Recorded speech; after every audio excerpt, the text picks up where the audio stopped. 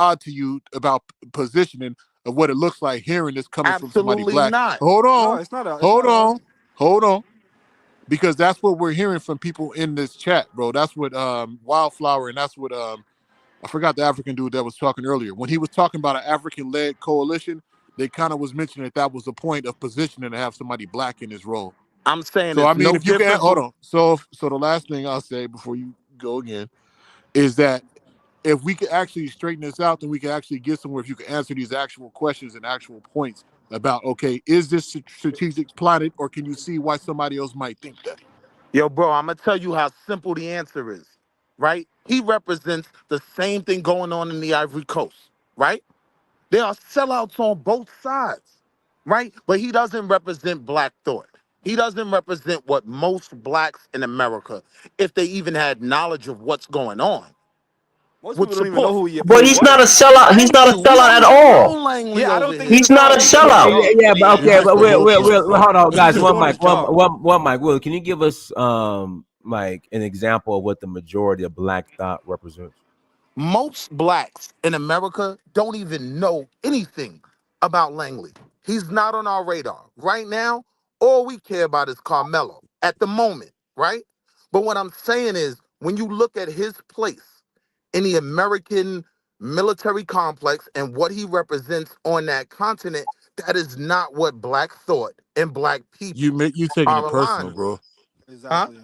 And I think the General Langley, his ethos it reflects the average American, I would say African Americans Yeah, I thought agree. if But they I were don't put in think that the average why? position. black Well, So let me I ask you. disagree Let with me that. ask it this way. Most of Then, our would I it people in disagree America how too. would it are look? I disagree too because if you're Black American, The you would know the within our the family. United Hold on, within States our family, Black Americans are hold on, very within our family, we patriotic, like Langley. certain No, the we United are traditions. States And has I not. a say the We Black express are American foreign continent policy is for fundamentally Africa, not and the patriotic. general is working in furtherance of that policy.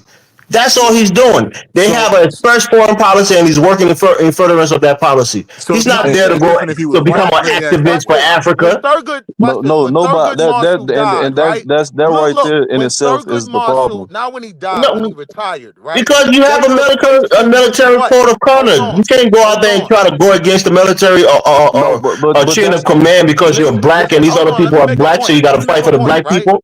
Can't Let do me make that. a point with no, regard to the black mindset. When Thurgood Marshall retired, right, he was replaced with a black face that represented white supremacy. Okay. Clarence Thomas. Most of us don't support Clarence Thomas and his white wife.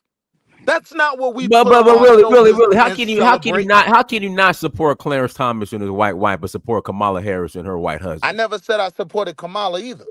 You yeah, I don't, mean you don't. these That's the statements are complexity. That's the complexity of Black American politics. I didn't say I support Clarence Thomas. I didn't say I support Kamala either. But Right? I mean black folks supported Obama. What I'm saying is, well, yes, because Obama could have declared war on fried chicken, right? But to see a black man in the position of president, we all supported that. I agree, right? We make mistakes. There are mistakes made on the continent in terms of leaders they support. For me, as a black man, I feel like we give Obama a bit too much criticism because Shit. the gays were able to accomplish things because they were ready to come with an agenda. They were prepared. We weren't. And they had a Barack We Obama to back them we for weren't president. right. But I'm saying though, if we could have had him to back us, if we were prepared Not to no, that's really. present not things that we true. I don't That's think present not so. things that we I true. don't wanted to think That's so. not Hold on, true. hold on. Let me just add to That's that. fallacious. I think He may have a American point. He may have presidents a they're gonna look point out for the there. interests of the people who are supporting their campaign. Black Yeah, Americans are not I supporting think Wall Street politicians like on mass like that. Oh, go ahead. I think Go ahead, Tucci. Wall Street may have a point that we didn't have an agenda because while we're having this discussion, if you think about it, one of the reasons why we are probably more frustrated than usual because I don't remember any other general in America or any top military brass being in America where the America has an agenda against their land of indigenous this thing where they come from indigenously like a British That's a fact. this thing the general and they are talking about going after the British people or this thing or South America. I've never it's You're very interesting waffling right because now. That's a we are fact. the only group of people where you have a massive population of our people in a country, and when we are recruited to do anything,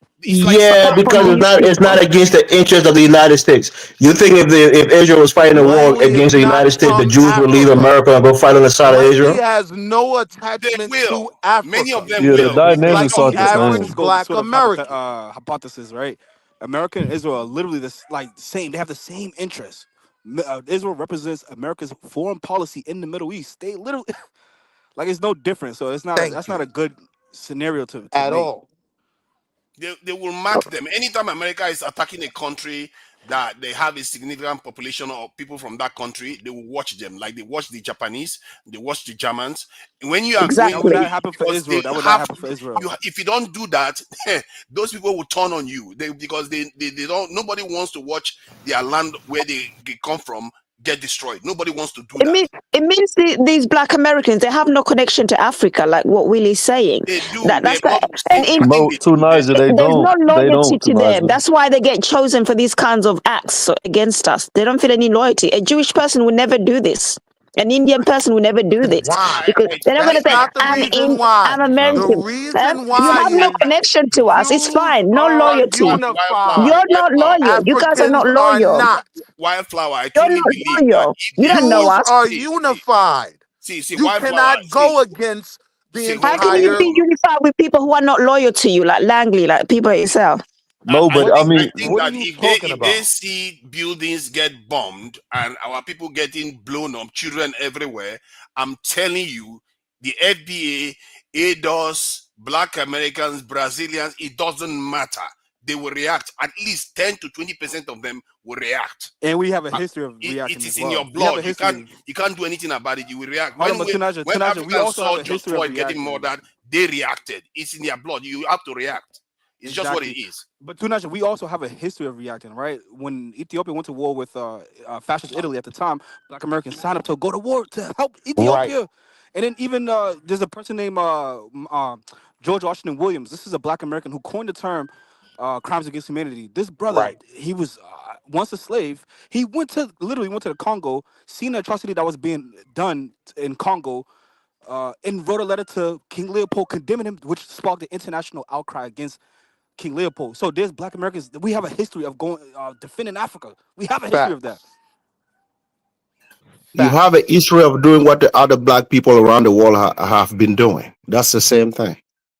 So let's put us all together. Don't separate Black American from what they have been doing. I respect that. But when you say you have a history, Africa has a history of standing against anybody too. You know? Exactly. When South Africa was going through it, do you know how many Africans went and helped?